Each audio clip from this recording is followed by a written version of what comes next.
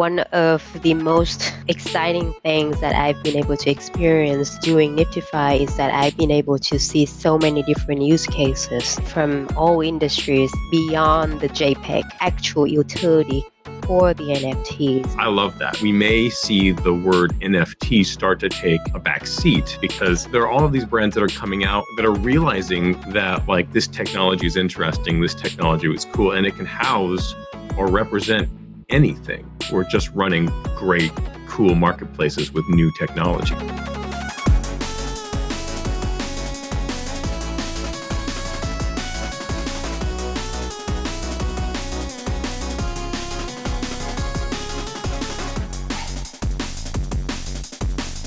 Nikita, if you want, you do an intro for yourself. Go ahead and we can just dive right in. Okay. Thank you, Evan and Michael, for having me here again.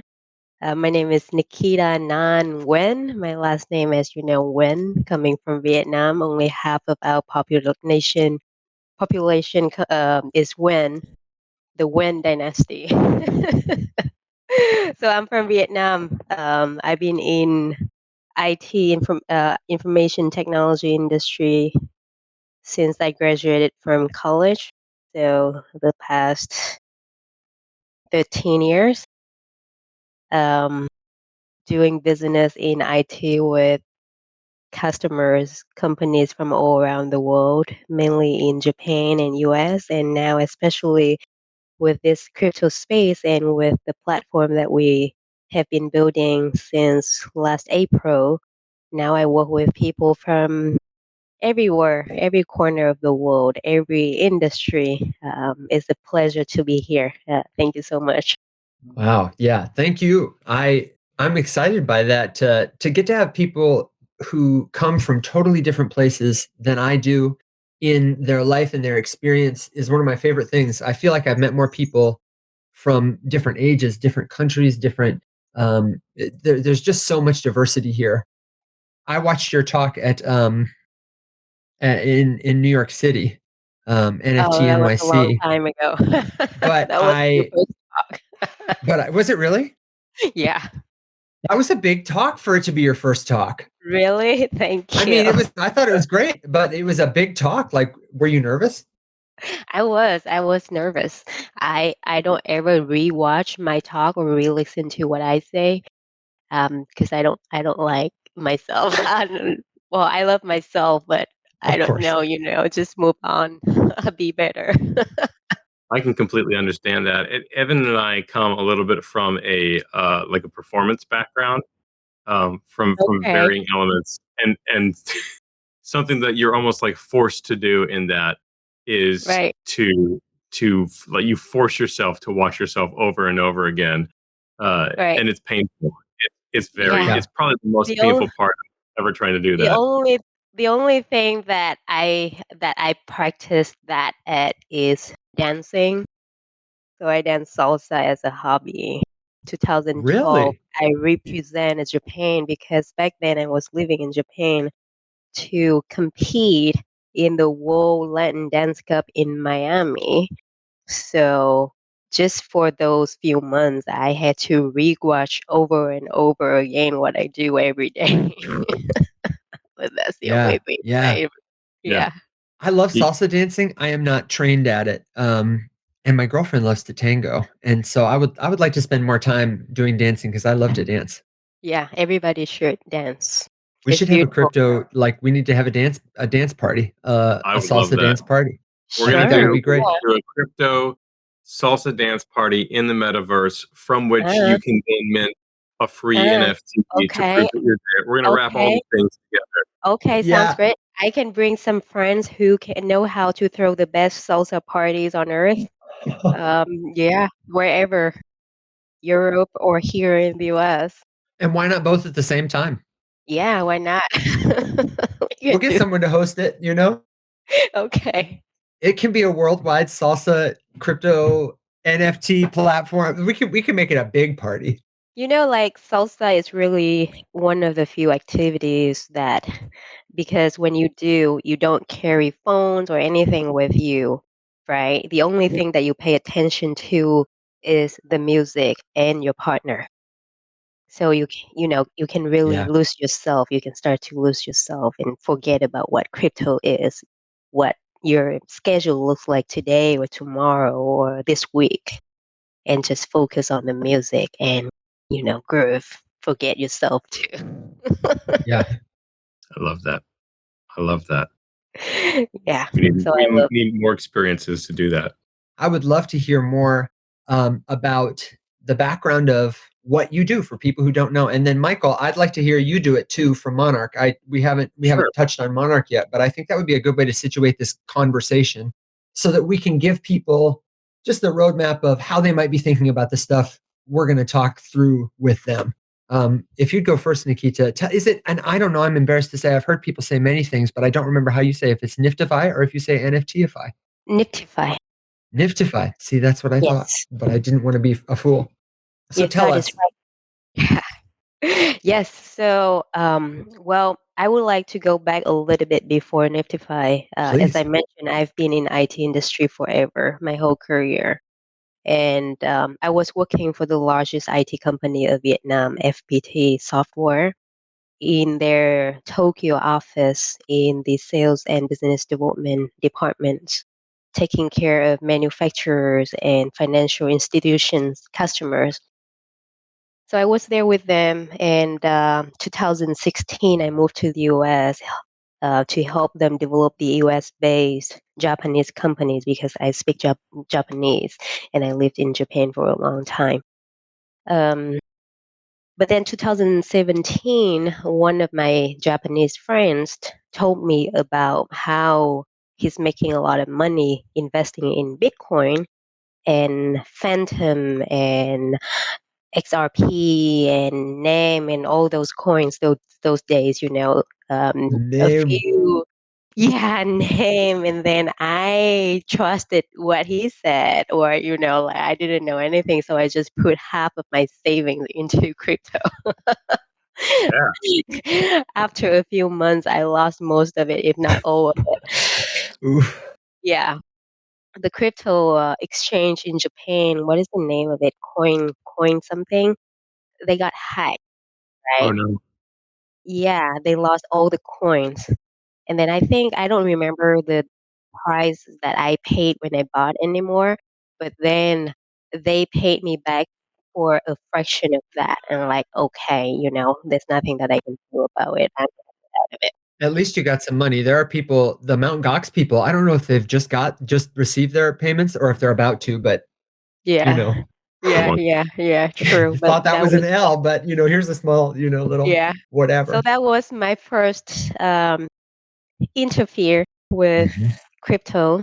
And then a couple months after that, that same friend, well, he's been friend with me for 20 years or so. So even, that experience was painful, but I still trust him and I still love him. So that's fine. He told me that, hey, Nikita, I'm doing an ICO project with the Myanmar government to attract investment to the actual gold mining industry in Myanmar. They have a lot of gold mines, Okay. believe it or not. And then I I believe it. remember that, yeah, he used to go to Myanmar very often and, carry like drones with him to take videos and pictures of the mining activities. And he would send that to me and say, hey, we need to develop an ICO. We need to issue a token for this. Can you help me with that? And I have a friend who has a blockchain development company. He had around 80 engineers in Hanoi at that point, and he used to work at FPT with me. So, like, yeah, I think I can help you. So I reached out Yeah. to that friend, like, hey, there's this project. I don't know what I'm gonna do with F- uh, uh, FPT anymore, but can you help me? And he said yes, and that became my first NFT crypto development project, and that Yeah. happened in 2017. And the money came really easy. My friend told me that, hey, I'm gonna pay you 80K for this project. I didn't even give him an estimate. He's just, I'm gonna give you 80K, and I'm gonna give you 40K upfront. And once you deliver it, I'm going to pay you the rest, 40K. I'm like, okay, fine. 40K should be enough. Sounds good. And so he paid me 40K and the rest he never paid, but that's fine. They Did you disappeared. dirty? Yeah. But then I felt like, okay, well, things move really fast in this space, at FPT where I used to work for two, sometimes it takes a year, if not two, to be able to turn Mm. one lead into an account and have the Sure. first project. Yeah. So I like, okay, well, money moves really fast here. Maybe, I can make really quick money in this space. So I started to get more referrals. I started to talk to more people like, hey, so I heard that you have your own crypto project. We have engineers, we can help you. And from there, 2017 to nowadays, we have a team of blockchain consulting and development company of over 150 people in Hanoi. And Sam is sitting in that office. And Wow. we've been doing everything in the crypto space, everything literally from developing layer one blockchain, either private or public, develop, tons, 200 dApps on all the blockchains in the world, including even Wow. Hyperledger, everything. And then we have a few white label solutions in the NFT marketplace space, or minting gateway or e-wallet or even cryptocurrency exchange, decentralized and centralized, and we still operating and minting a couple of them.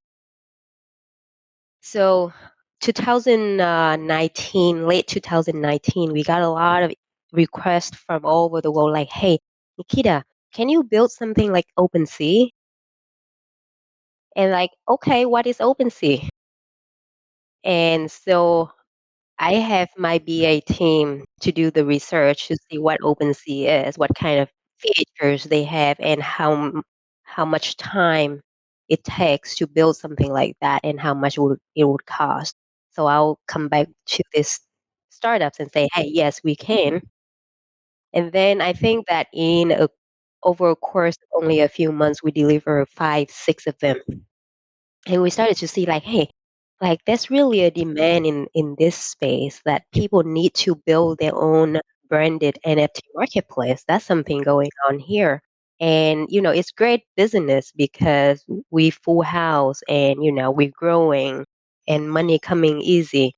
But if we can think of a solution to shorten the time for projects to launch their NFT marketplace, and also cut down the cost instead of investing 100K 200K to develop something like that, it can be much lower if we have um, ready to go platform. And so that was the reason behind NFTify. And we started to build NFTify April. So we incubated that idea in late 2019 and then started the project in April 2020. I'm sorry, late 2020, and then started to build it April 2021. Okay. First of all, it's an epic journey. What an epic journey that you've taken to get to this spot. I love hearing how people get started. I have a very similar story in terms of, you know, investing more than I was ready to lose, and, learning lots of lessons. And what a great way to build up experience and solve an incredible problem. I really would like to know now, from like a customer perspective, what is the problem you solve? And what is the journey like for me, the customer who has this problem, to become, you know, much more sufficient than I was? Can you walk me through kind of those steps and how you work with people? Yes. So last year, I think it was a lot of individual artists, right? Because of the Beeple boom, people think that, hey, if, some people, if they receive my arts correctly, I can make millions. So we had a lot of individual artists, and blockchain is a really still a new and emerging um, technology that's hard to understand for a lot of people, including us, right? Like the first time I remember like to download the MetaMask and use it and then import our own token, right? and then swap it from one to another or to trade it. It was just really complicated. So the journey, we pay really close attention to design the platform to make it as easy as possible for our users from the very first step. So now people can go on our platform, register an account with their email address. And then, instead of having to go find a reliable blockchain engineering team, they can just kind of like drag and drop, kind of like the Wix of Web3, right? So they can build their own branded NFT marketplace.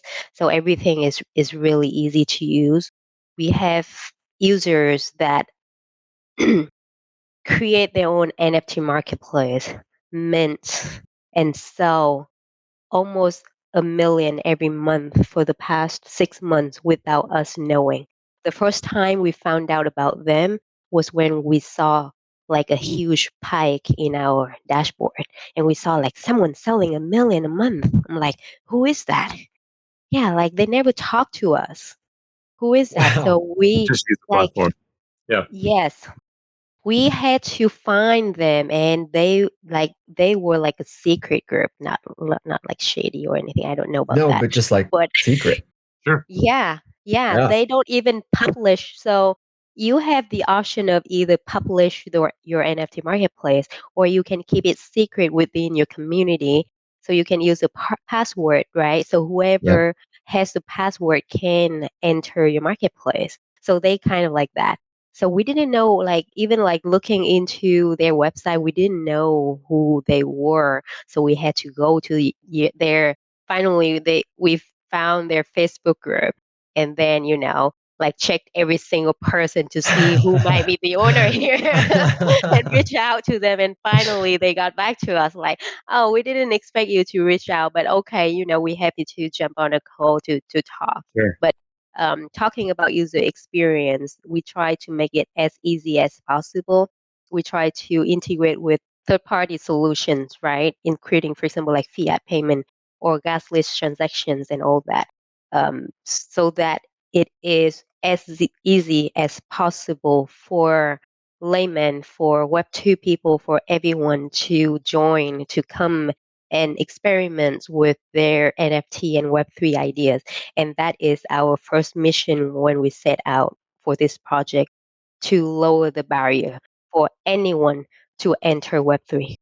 And as a case study, I could say, the way that I found out about NFTify is exactly what Nikita was building and hoping for. I would say, I have an agency background, right?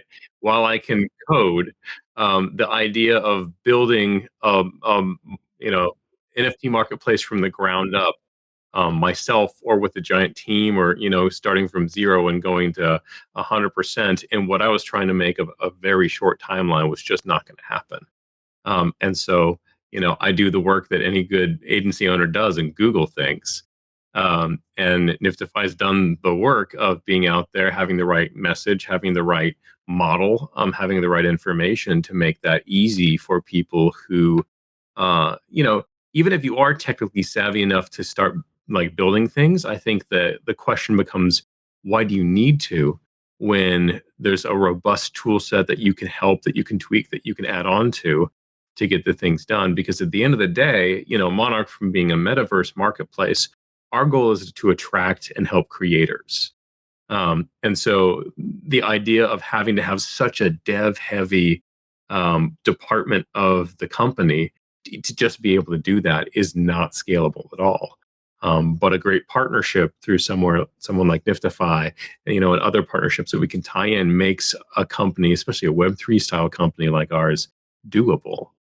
Because it allows us to focus on finding new creators, helping them create better things, knowing that the platform is solid and secure, and that we've got great partners helping us with it. So I'd like to actually back up before we go forward. I really should have asked the question, why marketplaces in the start, before I asked how. And I'd like to ask you both that, because I think you both have talked about that. Marketplaces is a really, a big need. and a powerful solution. So first though, Michael, can you talk more about Monarch and your journey to like this problem for people who might not know who you are or who just want to hear it again? Yeah, sure. I'm Michael. Hi. Um, I I really started getting interested in the metaverse, let's say, in maybe a year and a half ago. And part of me doing that was to build things in the metaverse for the Faceless Many, the project that Evan and I met doing. And a big part of that was the fact that I was looking for good resources to use to not just have to build everything from scratch, because I try to do things as efficient as possible, but to be able to kit bash, to be able to build things from pieces and parts and make something unique from it. And I found that being able to do that was very difficult, number one, and the assets that were out there were not great, number two. And then when I could find them, whether it was on OpenSea or Sketchfab or wherever, it was near impossible to find what you wanted because of how things were organized. And so there was a very obvious problem to me there, and I wanted to figure out the best way to solve that. And so I waffled back and forth between doing just a traditional marketplace or an NFT marketplace or that kind of thing. And in the end, I found that the biggest opportunity, because of the most pain points, was in the NFT blockchain space, right? Like there's a lot of things that are awesome about having assets on the blockchain. Like Nikita said, it is a new and emerging technology. But there are also a lot of painful things about it. And to me, I think if we're going to have environments, assets, objects that live in the metaverse, they will more than likely be on the blockchain, or at least for the long term, because that's how we're going to be able to know that they're owned, and it will transact easily and things will move around. That's how you can import things in out or in and out. But just trying to create something on the blockchain, number one, was not easy. Just trying to verify or create your ownership of that thing was not easy. If you try to do it on OpenSea for multiple technical reasons that we can get into later, you don't necessarily have ownership of that collection, that contract. It's kind of held by OpenSea. And the discovery and the organization of all these things became very, very difficult. And so I said, okay, we've got at least three main pain points here that I think are pretty big. Um, and I think that there are a couple easy solutions to it that we can do if we can just find a marketplace experience that exists or that we can customize to help get the job done. Because once we've got that, it's just about people and eyeballs. Uh, and luckily I run a marketing agency, so people and eyeballs are my business, Yeah, you get it. and that's what we work in. Yeah. I think it's fantastic. When you say that you talk about these pain points, and you both have illustrated for me, through your own kind of journeys, how like the obstacle that you became familiar with is this problem you're helping other people solve. And it does sound like the marketplace from different perspectives are, a solution. Um, can you talk more just about the need for that and about how you're, the why marketplaces? I think a lot of people may not, have much experience, or if they have experience, they don't feel that they have many options and might have trouble seeing what that option could look like. Yeah, I think I can Please. answer that question. So in Web 2, right, it's like if you are an e-commerce business, you want to have your own website. You want to have your own store, right? So people can go to you to find out who you are and what you sell. So instead of course, a lot of people, they sell on eBay, they sell on Amazon.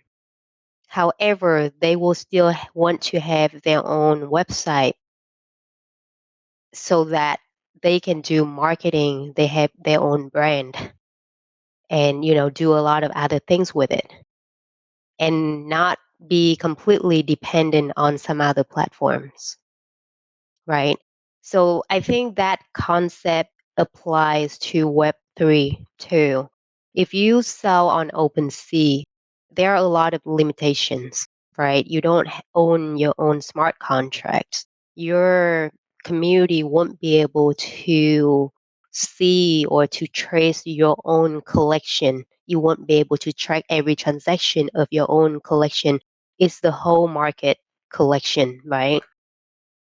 And there's other limitations too in terms of what blockchain you can use or whether or not you can invite other collaborators to go and come and run it as a business with you instead of an individual. So especially when you have a longer term business plan and you're serious about it and you want to do marketing, you want people to find you on Google, um, and run it as an actual business, then you want to have your own thing, and that should be the NFT marketplace in Web3. So you think really everybody is going to have their own marketplace, the way they have their own website or their own Facebook. It's going to be part of their business, part of their Right, brand. right, yes. I love that viewpoint, and I think it's semi reflected in your name too, right? The like Shopify of NFTs almost. Um, Yeah, yeah. I don't want to mention that because sure, sure. because when we first thought about the solution, it's actually the Shopify for the NFTs, right? Oh, okay. So that's why it is NFT and then IFY. Sure. IFY is short for Shopify, so Niftify. But we came up with the idea and we worked on that idea before Shopify even mentioned anything about Web3. Yeah. And I just don't want to give them that credit that we are the Shopify of the NFTs. So I don't mention that anymore. We'll never say the S word again. Yeah. But the idea of taking the concept of Web 2 ecom and realizing that some of what's popular and works well there is also going to translate to Web 3, I think is right on.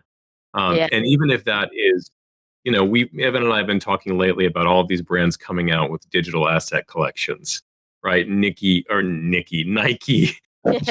just launched, what is it, dot swoosh.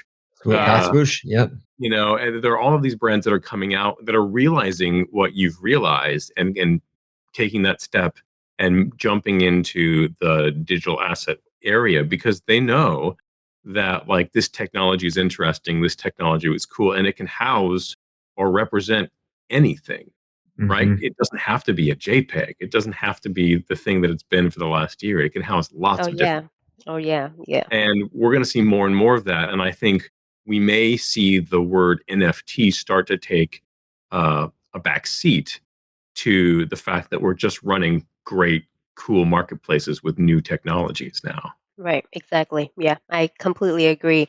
One of the most exciting things that I've been able to experience doing Niftify is that I've been able to see so many different use cases.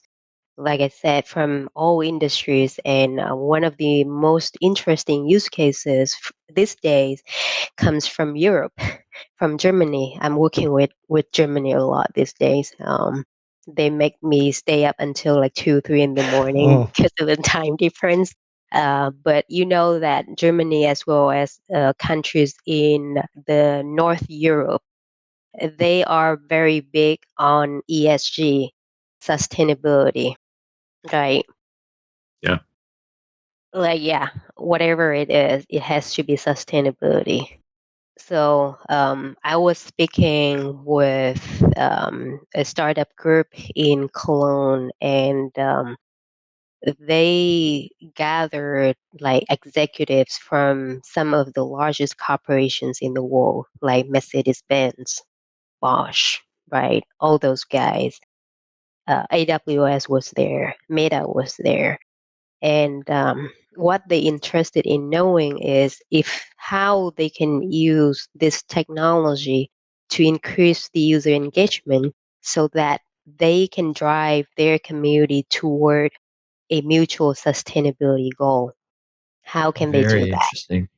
Yes, Wow. so we move way beyond the JPEG stage in the NFT space. Yeah. Now it's more than just, oh, okay, I'm gonna develop some NFT games. Of course, that's still a part of it, and I think it's still the major driver in the NFT space. But now we have really large corporations thinking of the actual utility for the NFTs so that they can, you know, engage more with their users or create new revenue stream or whatever Hmm. it is. People are more creative than myself, so I'll leave that to them. I'll provide the tools. Yeah, that is so cool. I heard a talk the other day from the chief blockchain officer at FedEx, and something that Fred Smith, their founder, said like 40 years ago was that tracking the package is just as important as the package. Mm, And now that's like their whole thing, their yeah, whole mantra. That's such an exciting use case. I love hearing those stories. So, yeah. and I'd like to flip it back on you maybe a little, Michael, too, and say like some of the use cases that you're seeing. Obviously, there are many, and you've got to build blocks to get there. What are some of the stepping stones, and then where are we going? And especially maybe in the metaverse, we've got some questions about like metaverse specifically, digital assets, digital collectibles. Sure. I see Lisa and Neil asking some questions in there. That's great. Yeah, to me, I feel like a lot of the things that we're seeing right now, especially from even the last couple of weeks, last month, how crypto and things have been in the news, we're seeing like a pullback on the things that were considered like degen or the things that are in the bull run. And I think we're going to see brands take a more utilitarian approach to what we can create and what we can do inside the technology and the space. And to me, that's great. I love that because that means that we can focus on building things that are fun and useful, and have a little bit less fodder in the conversation while we're doing that. And so for us, as far as our marketplace is concerned, we're looking at trying to help take those stepping stones by integrating as credit card payments and making that as easy as possible. Integrating stuff like custodial wallets, or even giving people the choice to purchase an asset that is on chain or off chain, right? Mhm. Because again, we're at this like Web 2.5 space right now, where if you're trying to attract consumers, you want to be able to give them, like, attract all consumers, give them the choice. Are you in this world right now, or are you in that world? Do you want to pay with crypto or fiat? Do you Yeah. want this delivered to your wallet, or do you want this delivered to your email address? We can do all of those things because the metaverse platforms that we're integrating with haven't made up their minds yet either. Right? And so, Yeah, that's a tough part of it, right? right, we have to be able to apply for all of those. Um, but at the end of the day, we can create a immutable log of people that have purchased these things that everybody knows about, and that means that for the future, when those things become more solid, we can still integrate and deliver all those assets. Michael, can I ask you to dig a little deeper? In the future, Yeah. what do you think people are going to want to verify ownership of in the metaverse? I mean, I'm going to want to verify everything, but that's just me. I, you know, I think it will be more. I think there's a lot of conversation right now about around IP and around how I can access things and how I don't Yeah. access things. Right? Like I run a Web2 agency, and we buy stuff. We buy software. We buy templates. Sometimes we buy something, and you got to download it because you don't know if it's going to be there later. Um, I think we will be able to have a world where transactions occur and they're just there, where you purchase, something from Starbucks the same way that you might purchase a chair for your new virtual home. And when you do that, it just arrives. Whether it's the chair in your virtual home or the Starbucks that you just picked up at the restaurant, or Yeah. the coffee shop, that they're all going to be um, transparent from magic, right? Like they're all going to seem like they're the same thing. Disney's investing in sensors on your clothes and like on passes they give you, so Yeah, they can follow you through the park and give you digital collectibles as you experience it. sure, exactly. And kind of where I'm seeing this going and what I'm trying to prepare the marketplace for, to be honest, is right now when we talk about the metaverse, we're talking about these 3D virtual experiences that you can access on your phone or your computer or maybe in VR like Oculus, and it feels neat, right? You can have experiences and meet other people, and that's fun. That's a great way to just get into it. but we are quickly going up against this technological escalation where AI is getting in the space, and chips are getting smarter and better, and it will soon become that we're not just going into these virtual spaces, that we're bringing those virtual spaces into our space, and that the line between the real and the virtual is going to get very, very blurry. And when you do that, one, you're going to be delivering and moving assets everywhere, and there's going to need to be a good way to do that. And two, you're going to want to fill it up with stuff, just like we fill up our rooms with bookcases and books, and we go to Target to do that. Those virtual spaces that have now blurred in between our physical and virtual ones, people want things for that as well. And so whenever I talk to artists that we're working with, I try to get them to think about that time, not just thinking about what can I release today that someone is going to use in spatial or Decentraland. Like, sure, we need to do that. But also think about how that's going to be used 5 years from now when spatial is in your living room, right? Yeah. When Decentraland is you meeting up with your buddies at the park, because you're also in this big virtual experience together. Like, what are you going to be holding? Who made that? How are you Neil going to said, did you see what Neil said? What's he say? Request, I want to verify my reputation and identity in the metaverse. People, avatars in the metaverse will see it's actually Neil. And that would be something worth owning in the metaverse that you described. Yeah. Yeah. Neil, I know, is a big fan of the idea of account bound or soul bound tokens as well, from a NFT or token standpoint. And that's a way that you could do that fairly easily with technology that exists right now, to verify everything from, like, we know this is Neil, not fake Neil, who, we know this person has real credentials, not fake credentials. Yeah, absolutely. Shout out to Neil and the Blue Chip Alliance and the good old people right here in the chat. That was a good point. I think it makes me want to, an idea that I'm wrestling with right now. I think you might have heard me say this, Michael. Nikita, I've been thinking a lot lately about how most of the valuable stuff, most of the value in the world is not really tangible, and it's certainly non-fungible. And so just thinking about that, this future that Michael just described and the future that you're seeing as people bring these use cases into the world where they're bringing value, a form of value that is sort of tangible to these intangible things. People who have their own marketplaces and they've got their own NFTs, how are they, how should we be thinking about using them? And what are those intangible, what are the really valuable things that you think people will be protecting? I think it can be so many different things. We have 8 billion people in the world right now, and we all have different things that we see valuable to us differently, right? To me, I don't have a lot of valuable things in my life. Everything is impermanent. We will disappear from this universe. What we leave behind is nothing. Even our legendary, that may stay if it is the big thing. If we can make something really impactful in this life, some few generations may still remember about us, about what we did after we pass. But after that, maybe not anymore.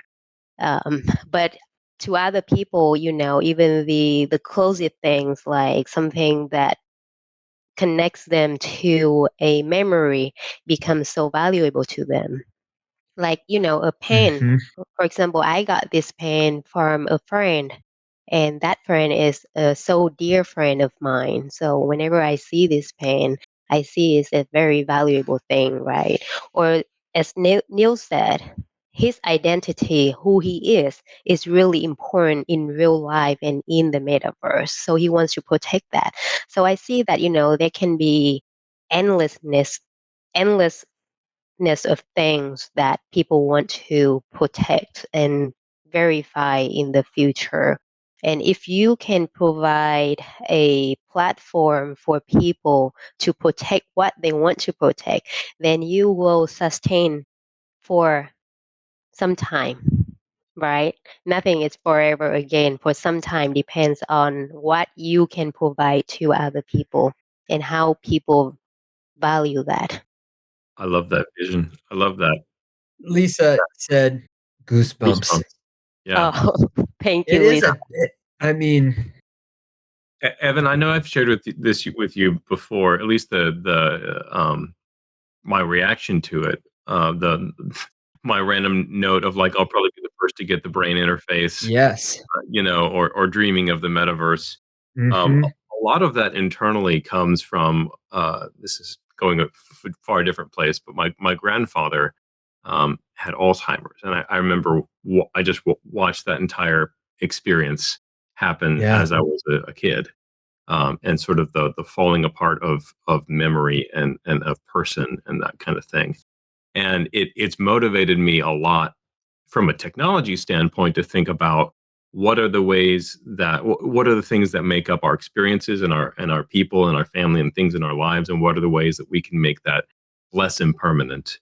I don't think it's easy to replicate the human experience in that way, but there are ways that you can create other things that become impermanent that help move that along, right? Whether that's your memories on chain or experiences that you have that you can remember forever, and that other people after you can remember forever because they're not just in a photo album that is going to age and go away. They're digital, they're on chain, they're immutable, they're there Yeah. forever. You know, Can't lose them. Yep. I mean, you yeah. could lose them, but still. I heard it said that you die twice. First, when your body ceases to function, and again, when nobody living remembers you. And I mean, it's so true. But Yes, now you have a way, really, truly, to preserve this memory that's not going to rust, that's not going to, fade away. I know you all get it, and I just that was a cool way to think about it. Yeah. Can we talk a little more about like the synergy between you obviously are looking at this problem from two very different angles, but I would love to hear more about, in your collaborations together, how you complement each other in terms of providing these kind of marketplace solutions for people, or what you might bring us next. Sure. Yeah, I can start off. Yeah, um, Michael, would you go first? sure. So I love working with NFTify as is right now. I think it's a great experience, and what I loved initially was just how robust the tool set was to start with. Right. I know you guys have had a little bit of time to work through that to build up those features, but you've done a very good job of thinking through what people may need, and how that's built and set up. The other thing that I think is fantastic, again, like Nikita said at the beginning, is that behind that is this very robust company that's had experience developing multiple things on multiple chains, doing all kinds of things up and down. And Nikita, I don't know if you want me to say that this is available, but they do fantastic custom work. thank you. Yeah, yeah, So yeah. it's a great symbiotic relationship where someone can come and use the tools exactly as they are and be able to build a marketplace and just run with it, right? It's also a great scenario where someone like me, who's an entrepreneur, can say, "This is awesome," uh, and would be like, "It's like 90% there. Can we tweak 10% from my specific use case?" Hmm. And they're open to have those relationships and those partnerships, which is Yeah, difficult, right? Which is Oh my yeah. gosh, difficult. and it's the best way to do business. Yeah. Yeah. So I mean, again, this is a very new space, and everybody is new, and we're just trying to get as many people on as possible, as long as they have a plan and as long as they believe in Web3, right? Because you can go out there and then people, even the most polite people on earth, they will say, please leave me out. I have a negative feeling about all things Web3. So, um, but then it's new. We're trying to build something that as easy as possible and as functional as possible for people to use to serve their business, right? To build, to sell, and to grow. But we have been building it for only 18 months now. It can't be perfect. It's still work in progress. There's a lot of things. So what we have been doing is we keep a very close communication with our actual users to see, hey, which features do you love the most, or what feature you wish that we have, so that we can build that, and how you would use that, how that would serve your business to serve you better. um, and a lot of the features on us have been built because of that, coming from the actual request from our users. And that will still be the way going forward from here. Because for us to survive too in the Web3 business, we need people to sell, right? We're trying to help people to sell. We cannot charge people a monthly subscription now, because a lot of them will go out of business and say goodbye to NFT and Web3 for good. That's Right? bleak. Yeah. Yeah. Yeah, that's real though. So we try to keep everything on a quite tight rope now, especially in this bear market.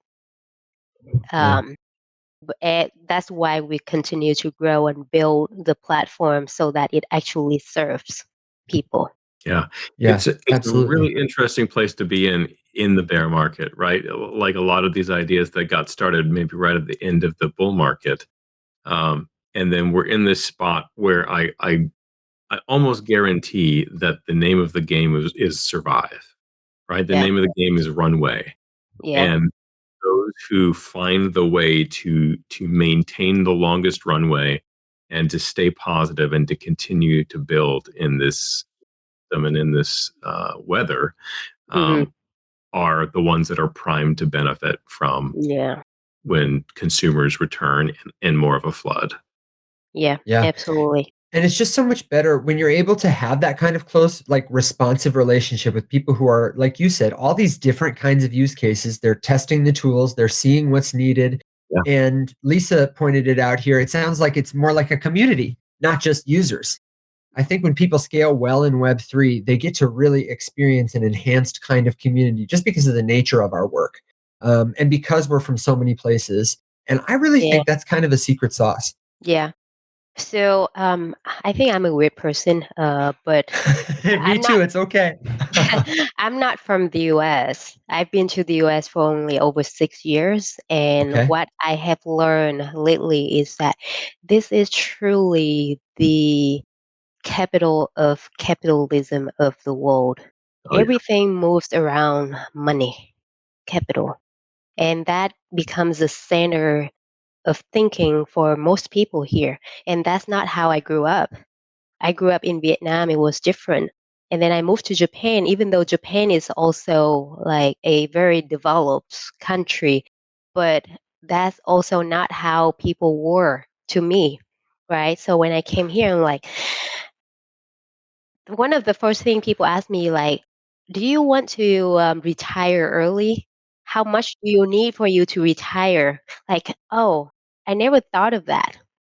Or like, do you yeah. want to become do you want to create an unicorn? Do you want to create $1 billion company? Or how much do you want? Like, I never thought of that. you Sure. know? Wow. Yeah, so now maybe now I do think, okay, maybe if I ever want to build an unicorn, that is a milestone that I want to achieve, and that should be the consequence, the result of the work that I do and the value that I provide to people. And right now, the NFT and Web3 is still very, very new. A lot of billion companies out there, however, are they sustainable, right? Right. Let's see, Yeah. time I will mean, we see answer. it. Yeah. Hmm. Yeah. So, what I'm trying to do here is continue to measure what people need and build a solution for that and see if they have a need, then we have a solution. If they don't, then we won't even exist. Nikita, would you take a minute to kind of tell us what to, first of all, maybe to how do we find Niftify? It's, the website, Yes. and then get involved in what's coming next, what to look for. Yes, so NFTify, NFTify, don't put in an I because there's somebody like that out there. So only NFTify dot network. And then from there, you can find all our social channels, including YouTube, Twitter, Telegram. So join us, follow us, subscribe to our email newsletter too. You'll be able to receive all the news and announcements from us. And there are a number of things that we're working on right now. And if I can tell you one thing about the future, the close future, as Lisa said, it's more of a community. And I try to build my own ecosystem. So I have a plan to create this ecosystem where every participant and every contributor in my ecosystem, including investors, partners, users, customers, however you call them, influencers, and all the contributors who take part in the ecosystem will benefit from the growth of it. So that's the plan in the future, and I hope that I can announce about that as soon as possible. Very cool. Very cool. I can't wait. Michael, Yeah, what about you, brother?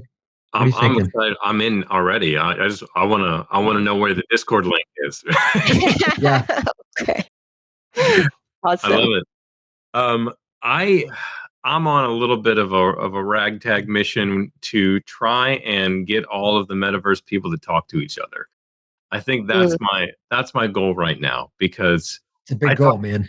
I talk to a lot of them, and I'm talking about like I'm in every standards forum you can imagine. I'm talking to folks at Decentraland and at Spatial, and I'm also talking to folks that are just like architects and artists that will like want to get into it. And a big piece of the lack of conversation there is around like what do people want? I think a lot of people are talking about what we can make, and that's great. That's fun. But I think I want to try to help us understand what consumers and experiences people are going to actually want to do, because that's going to paint the future what the metaverse actually becomes. The example of this is like Meta and Horizon workrooms and what's happening there. Like nothing against what they're doing, but I don't think it's what people necessarily want the metaverse to be, and they're finding that out in a very, very expensive way. Hmm. Um, mm, so my goal right now is to try to get creators that I know, the platforms that I'm connected with, and the partners that we have to talk together, to integrate together, and to listen to the consumers that are saying what they want and what they don't want, so that we can help make that. I want to use it. That's probably my own selfish goal at the end of it. Is that like I can't make all of that. I wish I could, but I can't. But I'm a decent connector, and I can do a pretty good job at trying to get all these people to move together and then give them a place and give them the tools to do that, so that we can actually have the metaverse for my kids that maybe I'm dreaming about right now. Yeah. Michael, you are a good connector. You really are good at finding people. So I have no doubt that if anybody could make that happen, it's you. But what kinds of things are you needing folks to do to support you who are Sure. also excited about it? Yeah. Well, big one is that I'm a collector of people. So I'm currently collecting artists, musicians, real world architects that have visions and ideas to create things in the metaverse, because we can help hone in and figure out a way that it's going to be not just a drop in the pan, but something that'll last for 5 or 10 years. mm, And we're bringing on partners like NFTify, like Dark Block that we partnered with a while ago, that are these integral um, pieces of the system that connect up the metaverse to the blockchain to consumers, right?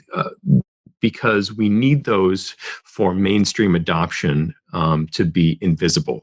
We need them to be functional and just work seamlessly to where these things are just great and great experiences to live in. So that's our two needs really right now, is that we're bringing in great people that want to make stuff and help directing them, and that we're bringing in great partners that we can help speak with and turn the world around a little bit with.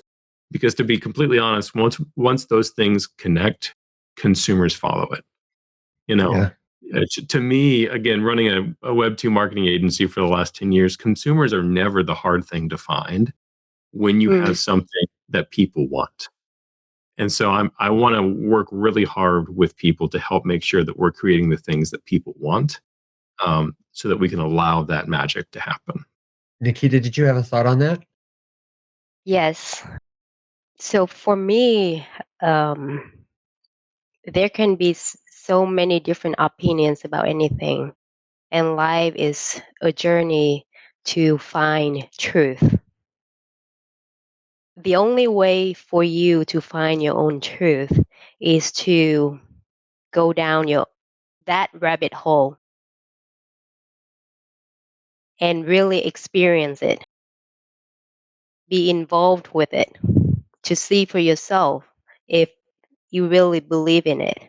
And once you do, give it a try, right? And if you have an idea, give it a try, go for it. We're giving you a tool, giving you a platform, and hopefully it will serve its purpose. But we need you to find your own answer, whether or not it's something that you're interested in pursuing. Very cool. I just mean to say, like, I'm sorry. I'm so in awe of both of you because I realize, I enjoy building things, but I have such a fascination with so many different ideas that I can't focus on any one of them for terribly long. I can't focus on any one of them. So I really just enjoy hearing stories of people like you both. It's one of my favorite things to do. The very like expansive ways you see the future and the particular problems you're like working on that I think have a really good shot of getting us there. And it's a future that I want to go to. So I don't know. I just am a little starstruck sometimes talking to my smart friends. Well, you're doing what's best for you right now. Yeah, yeah. We've always the thing I've always known about Evan, and I've only known Evan now for probably a year and a half, but it feels like probably 10 years, because he is a master communicator, master at relationships, and it's a fantastic trait to have. And honestly, it's the thing that we need so that all this technology doesn't just completely destroy our humanity. In the dystopian futures that all of us have watched in movies.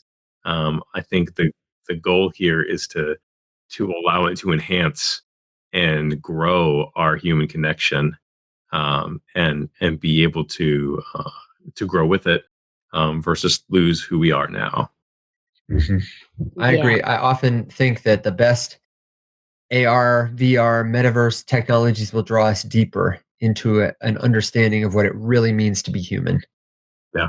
collectively. There's a documentary that I have not yet watched, but I'm gonna shill it anyway. Neil actually turned me on to it the other day, or this morning, and I think it's called. Oh no, I'm not gonna remember what it's called. You're gonna biff. You're gonna drop it, and then you're gonna biff the name. I'm gonna biff the name. I can't biff the name. I gotta find it. Hold on. I'm gonna find. Snowcrash. No. Oh, is that a movie? Yeah. Snowcrash is a movie. It's Yeah. a book Is and it the it's a book? movie. The movie of the book? Because I've Yeah. read the book. I didn't know there was a movie.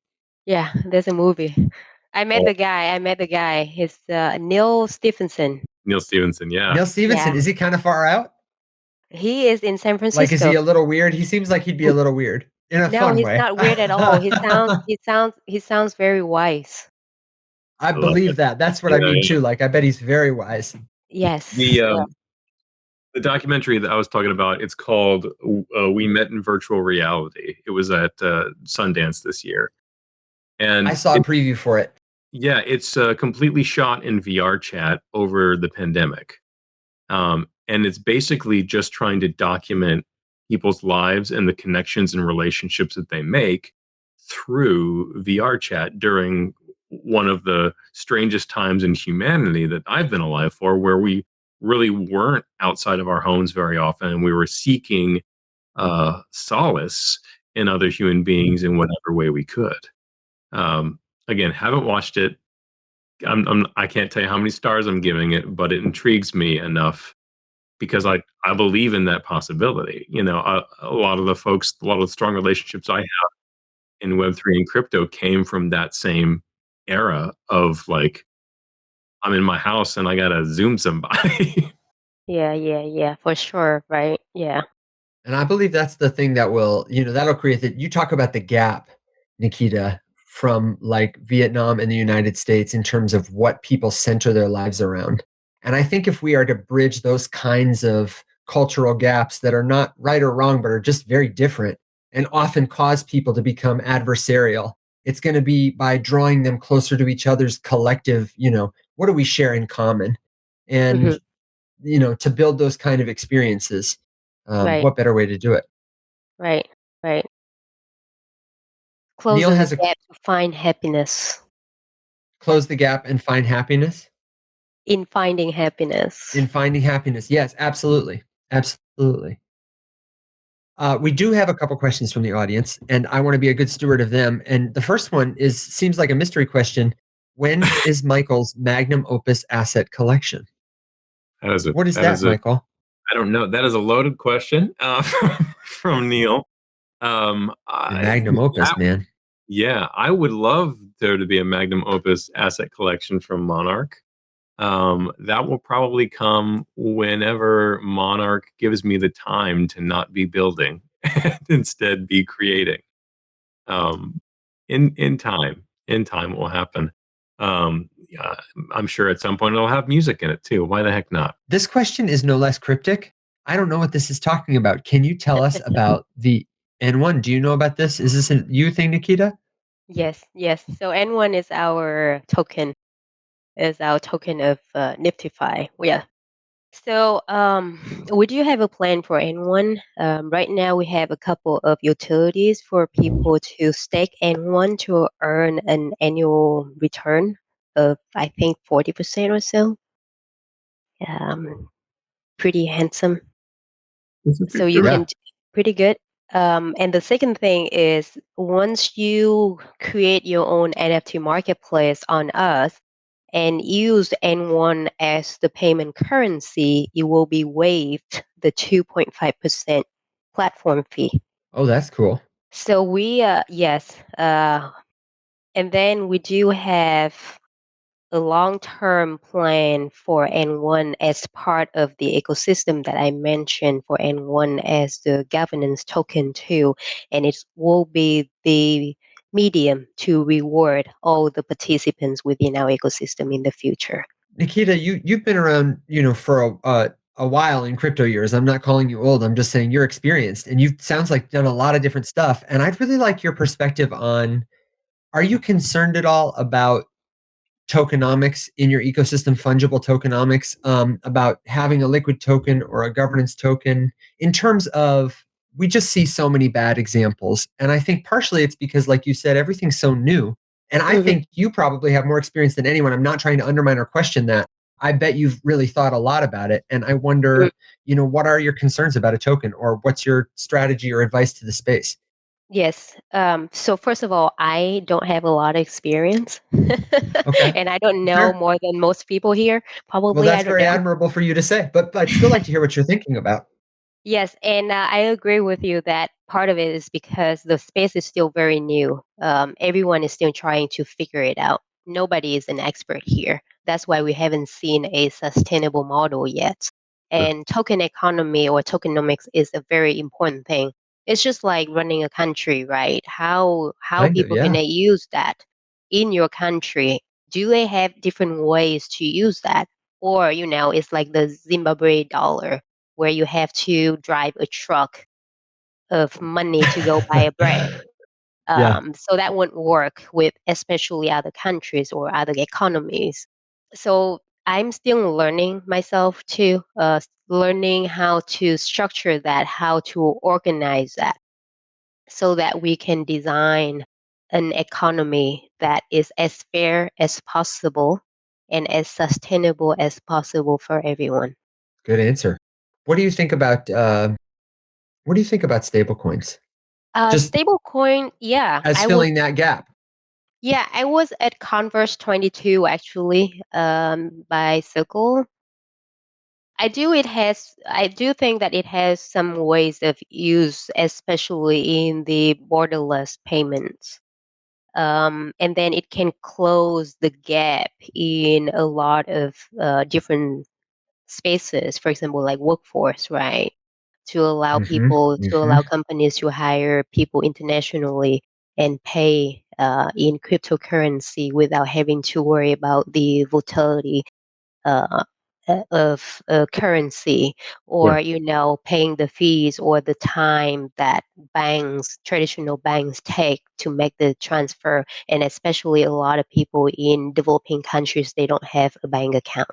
So I do think that they can be of use. My hot take is that I think we talk about adoption and giving people the tools to use to build things. I think stablecoins are probably the best tool we currently have in existence, decentralized like a tether. I don't mean to, shill tether, but they do a ton of volume, $60 billion of volume a day, and it's easy to do all those things. And Yeah, I feel like I could see a future where maybe, it starts with the US dollar and then becomes like a world coin. I don't think it would probably be Bitcoin, but I just think a stable coin will naturally evolve to be one of the things that if this is global and we're all using it, it seems inevitable that it would end right, up there. right. Yeah, we'll see. Well, and in which cases, hopefully, I'm surely Niftify and certainly Monarch will take that currency, whatever it is. Well, we'll have um, our own currency, but yeah. yeah, right, right. Yeah. Do you someone in the comments said shaking my head, not an expert, sounds like it to me. There I can't tell if she's picking on us or praising us, but Yeah, uh I was thinking I don't myself. feel like an expert when I think about it. I feel like Nikita has more wisdom than she either knows herself or likes to admit. That's Yeah. Well, stay humble, stay foolish, right? And I really do think that I'm not an expert. I'm kind of a master of none kind of person. Yeah. Jack of all trades, master of none is better than being the master of one, is what they say. I certainly, that's how my life is too. I know absolutely. Michael has a couple of trades under his belt. As we kind of wind it down, we want to be respectful of your time. I don't want to keep you here past the half hour, but I'd like to know before we go if you had any other thoughts. If there's anything we didn't talk about that you wanted to talk about, Nikita, or you, Michael, I want to give you guys a chance to say those things. Nikita, is there anything that was on your mind that you were thinking about that we didn't get to tonight? I don't know if you have any questions or anything at all that you want to reach out to me and talk to me, feel free to. I am available on LinkedIn. I'm not active on Twitter, but I'm on LinkedIn. You can reach out to me anytime with any kind of questions, whether or not it's Web3, NFT, or anything in life. Yeah. I'm an Okay. open book, okay? Very cool. And you prefer LinkedIn. Do you do a lot of business on that platform? Yes, nowadays I just feel like, because we're connecting with a lot of people, right? It's very hard to Hmm. remember everyone, and even Yeah. though I would love to. And LinkedIn provides me with the information that okay, oh, Michael, oh, you with Monarch, we talk about this, and this is your background. So I have an understanding about you. Gotcha. Yeah, That's a great reason. It's got purposeful Yeah. context. That's yeah, Yeah. great. yeah, yeah. That would So I be like it. hard to find on Twitter, when I've got your Yeah, Bored Ape and, Chief Degen or whatever. yeah, yeah. Very cool. Absolutely. Michael, Yeah. what about you? Is there anything that you had in your heart, your mind that you wanted to share that we didn't get to or that you're thinking about? Um, you know, I'm feeling like I said, I feel a lot for people that are having a hard time right now. Whether it's that they lost some stuff in the market, or they're just feeling down about things in general. Mm, I have a really hard time not being optimistic and hopeful because that's just my personality. And I feel like we can do that as a community. And that's kind of my goal right now is that like let's just gather as many of us creative people together as we can because now is the season to be building. I'd rather be right like building and creating than worrying about the market. Um, mm, and when we do, we're gonna build some stuff that is really cool, you know. Yeah. And the more that we can have these conversations and work together, the more synergistic that's all gonna become. right. One more thing that I like to say, since Michael said that, makes me think of what I've been thinking about, especially these days, that we only have enough time, right? Especially in this market. but we will have enough time and things will happen to us just in time. So keep, your focus on what you want to do and just do it. Thanks so much for joining us on this episode of Rising Up. Hey, before you go, I've got a quick favor. Would you please take a second to leave us a rating and a comment or quick review? Aside from listening, it's the most important thing you can do to help our show, and we really appreciate it. If you want more from our team, be sure to follow us on Twitter at The Faceless Many. That's where you'll find the link to our Discord server and all the latest updates. If you'd like to be on our show, if you have questions for our team, or if you're interested in becoming a sponsor, send us an email to hello, that's HALLO, at facelesscrypto.com, or get in touch through the contact form at our website. Thanks again for listening to the official podcast of the Financial Revolution. Until next time, rise up.